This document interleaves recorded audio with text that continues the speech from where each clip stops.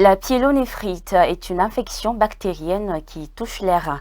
Quelles sont les causes de cette maladie et comment la prévenir? Un dossier de Victorine Diagoué au récit de Gisèle Sossou.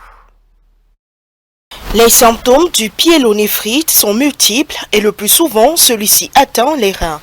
Il se reconnaît par une fièvre brutale.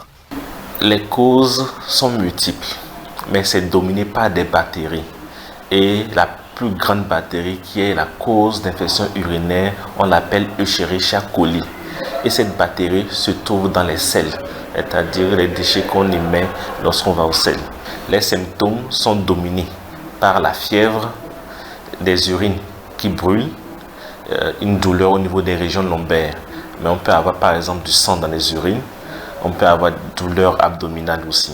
Les complications possibles de cette maladie sont principalement le risque de dissémination de l'infection dans l'organisme.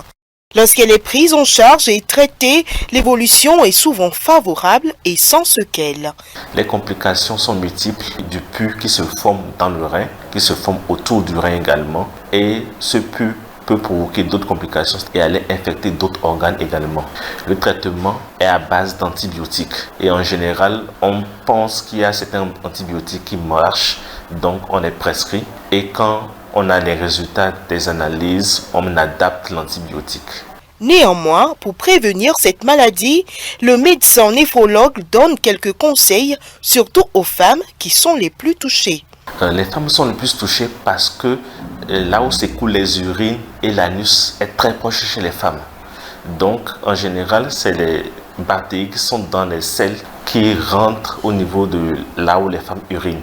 Et surtout, lorsque les femmes font leur toilette intime, il y a un passage donc, de ces bactéries de l'anus vers l'orifice urinaire.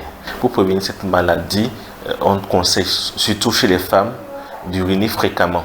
Lorsqu'elles font la toilette intime, de nettoyer de l'avant vers l'arrière au lieu que ce soit de l'arrière vers l'avant pour éviter de ramener donc, les selles vers l'orifice urinaire et de boire suffisamment d'eau. L'adoption d'une bonne hygiène génitale est indispensable pour éviter toute infection bactérienne pouvant nuire à la santé.